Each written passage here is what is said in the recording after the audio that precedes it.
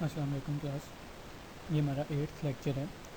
7th lecture के अंदर हमने डिमांड फॉर मनी की theory, quantity theory of money के बारे में डिस्कस किया था, जो कि इरविंग फिशर ने प्रेजेंट की थी। उसकी हमने इक्वेशन देखी थी कि उसकी इक्वेशन की इंटरप्रिटेशन क्या है, डेरिवेशन कैसे होती है, उसके तमाम कंपोनेंट्स क्या एक्सप्लेन करते हैं, जिससे हमने फाइनल ये कंक्लूजन निकाला कि जो डिमांड फॉर मनी है उस वो टोटली इंडिपेंडेंट है रेट ऑफ इंटरेस्ट के साथ। केन्स जो कि एक इकोनॉमिस्ट है बहुत मशहूर, उसने 1936 में अपनी थ्योरी दी, लिक्विडिटी प्रेफरेंस थ्योरी, जिसमें उसने डिमांड फॉर मनी के कुछ रीजंस दिए कि हमें क्यों डिमांड मनी की ज़रूरत होती है, किन किन ज़रूरतों की वजह से हम नीड करते हैं मनी को। उसमें उसने टोटली डिसएग्री किया विद फिशर कि आपने ये कहा है कि रेट ऑफ इंटरेस्ट जो है वो ज़रूरी नहीं है डिमांड फॉर मनी के लिए।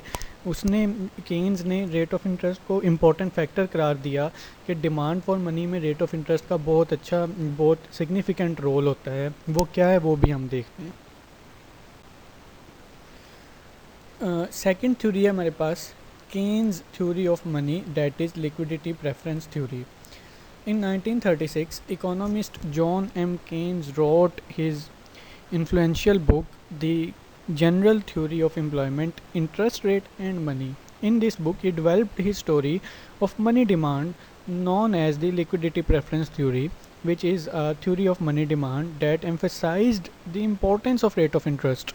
वही बात है जो मैंने आपको पहले बताई है कि जो फैक्टर एक मिस हो गया था फिशर की थ्योरी में, क्वांटिटी थ्योरी ऑफ मनी में, that is rate of interest, उस पे इसमें एम्फेसाइज किया गया है, उसकी इम्पोर्टेंस के बारे में, रेट ऑफ इंटरेस्ट के इम्पोर्टेंस के बारे में बताया गया है, केन्स ने बताया है। Keynes rejected the classical view that velocity was a constant. हमने लास्ट थ्योरी जो फिशर की थ्योरी थी उसमें ये देखा कि वेलोसिटी जो थी वो कांस्टेंट करार दी थी। तो केन्स ने ये कंसेप्ट रिजेक्ट कर दिया कि वेलोसिटी ऑफ मनी जो है वो कांस्टेंट नहीं रह सकती। In his theory, Keynes believed that there are three motives of individuals to hold money: the transaction motive, the precautionary motive, and the speculative motive. तीन उसने रीजंस दी कि इंडिविजुअल्स को पैसे की ज़रूरत क्यों होती है, इंडिविजुअल्स अपने पास पैसा क्यों रखते हैं। एक डेली ट्रांजैक्शंस जो हैं, फिर प्रिकॉशनरी मेजर्स जो होते हैं, जो इमरजेंसी के तौर पे हमें पैसा चाहिए, बीमारी के लिए, कोई डिज़ास्टर के लिए, कोई अनइवन इवेंट के लिए, और फिर स्पेकुलेटिव डिमांड फॉर मनी। तो ये तीन उसने रीजंस दिए हैं कि हमें पैसा क्यों ज़रूरी है, क्यों चाहिए होता है अपनी थ्योरी के अंदर। अब बारी बारी हम इन पे देखते हैं कि ये क्या हैं। So first one is transaction motive. Keynes agreed with the classical theory that money is used as a medium of exchange. So people's demand for money is for the purpose of transactions. And as income rises, people have more transactions and will hold more money. ये daily transactions हैं, daily जो हम market के चक्कर लगाते हैं, daily basis पे जो हमें चीज़ें हमारी ज़िंदगी के लिए ज़रूरी हैं, ये वो ट्रांजैक्शंस की बात हो रही है। तो ये एग्री कर रहे हैं क्लासिकल थ्योरी के साथ केन्स के मीडियम ऑफ एक्सचेंज जो प्रॉपर्टी है मनी की वो होल्ड करती है। तो इसलिए लोगों को अपनी डेली ट्रांजैक्शंस के लिए पैसे की ज़रूरत है। अब जैसे जैसे लोगों की इनकम इंक्रीज़ होती है, इनकी जो ज़रूरत है मनी की, जो इनकी नीड है मनी की ट्रांजैक्शंस के लिए, वो भी इंक्रीज़ करती जाती है। तो ये पहला मोटिव है ट्रांजैक्शंस का। उसके बाद प्रिकॉशनरी मोटिव्स हैं। In addition to holding money to carry out current transactions, Keynes observed people hold money to be used in future for unexpected needs and emergencies. Unexpected needs क्या हैं, emergencies क्या हैं, खुदा ना खास्ता कोई बीमार हो जाए, कोई बीमारी आ जाए, एमरजेंसी के तौर पे आपको पैसा चाहिए, कोई खुद। So third one is speculative motive. Keynes suggests that people also hold money as a store of wealth. Because wealth is tied closely to income, the speculative motive for money demand is related to income. Keynes assumed that people stored wealth with either money और bonds. ये अब थोड़ी सी technical चीज़ है speculative demand for money की समझने वाली।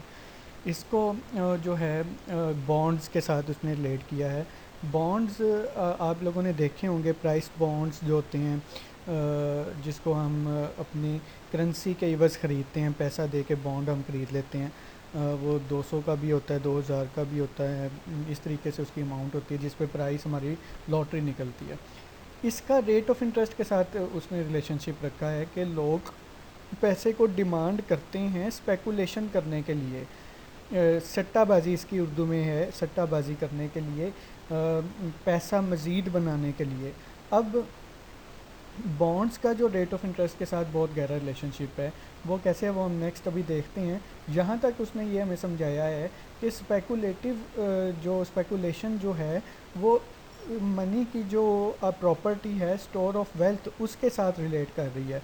और store of wealth को लोग दो तरीक़ों से करते हैं, या वो पैसा अपने पास स्टोर कर लेते हैं या वो बॉन्ड्स अपने पास स्टोर कर लेते हैं। अब अगर बॉन्ड्स को स्टोर करते हैं तो बॉन्ड्स जो हैं वो रेट ऑफ इंटरेस्ट के साथ रिलेट करते हैं। वो कैसे रिलेट करते हैं ये हम देखते हैं। When interest rates are high, rate would then be expected to fall and bond prices would be expected to rise.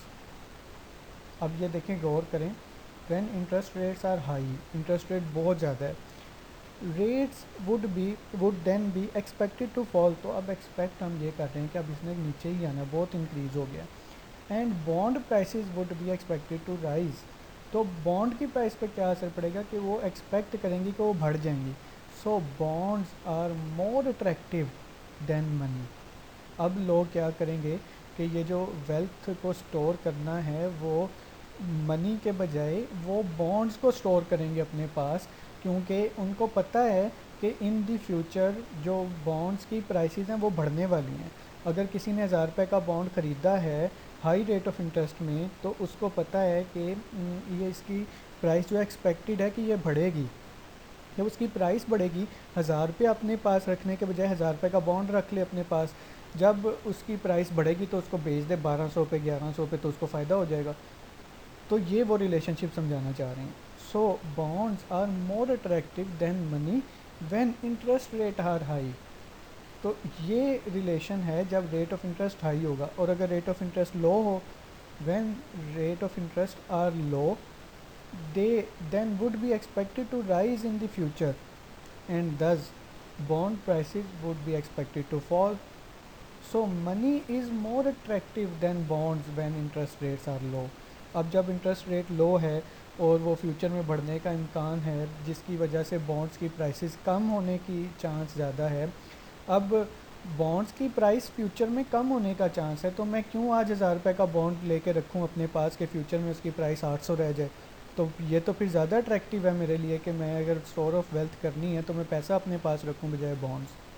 तो ये उसका इन्वर्स केस है। मैं दोबारा इसको रीड कर रहा हूँ। When interest rates are low then would be expected to rise in the future and thus bond prices would be expected to fall. So money is more attractive than bonds when interest rates are low. So under the speculative motive, money demand is negatively related to the interest rate. ये most important बात है। जो हमने पहला case देखा अपना जो इसमें था अपना जो हमारे पास ट्रांजैक्शन मोटिव के लिए था, ट्रांजैक्शन मोटिव में इनकम के साथ उसका पॉजिटिव रिलेशनशिप था कि जैसे जैसे इनकम बढ़ेगी आपके ट्रांजैक्शन के लिए पैसे की डिमांड ज़्यादा बढ़ेगी। उसके बाद प्रिकॉशनरी मोटिव आया, उसमें भी हमने ये देखा कि जैसे जैसे पैसा बढ़ेगा आपके पास, इनकम बढ़ेगी, तो प्रिकॉशनरी मेजर्स के लिए भी पैसे की डिमांड बढ़ेगी। अब इसमें आ जाएँ स्पेकुलेटिव के लिए, जो आपको पैसा चाहिए, जो आपको डिमांड फॉर मनी चाहिए स्पेकुलेशन करने के लिए, उसमें जैसे जैसे रेट ऑफ इंटरेस्ट बढ़ेगा आपकी डिमांड जो है स्पेकुलेशन के लिए पैसे की वो कम होती जाएगी। So under the speculative motive money demand is negative related to the rate of interest. इसका ये मतलब है जो भी मैंने आपको समझाया है। So Keynes modelled money demand as the demand for the real quantity of money, और वो रियल क्वांटिटी ऑफ मनी को, रियल बैलेंसेस भी जिसको हम कहते हैं, किस तरह डिनोट कर रहा है, M/P, यानी जितनी मनी आपकी, जितना पैसा आपके इकोनॉमी में सर्कुलेट कर रहा है उसको डिवाइड कर दिया जाता है प्राइस लेवल के साथ, तो वो नॉमिनल बैलेंस ऑफ मनी नहीं रह जाता, वो रियल बैलेंसेस बन जाते हैं. In other words, if prices double, you must hold twice the amount of M to buy the same amount of items, but your real balances stay the same. So people choose a certain amount of real balances based on the interest rate and income. तो ये conclusion है सारा आपके Keynes की theory का, जो कि आपका रेट ऑफ इंटरेस्ट की इम्पोर्टेंस को एक्सप्लेन कर रहा है.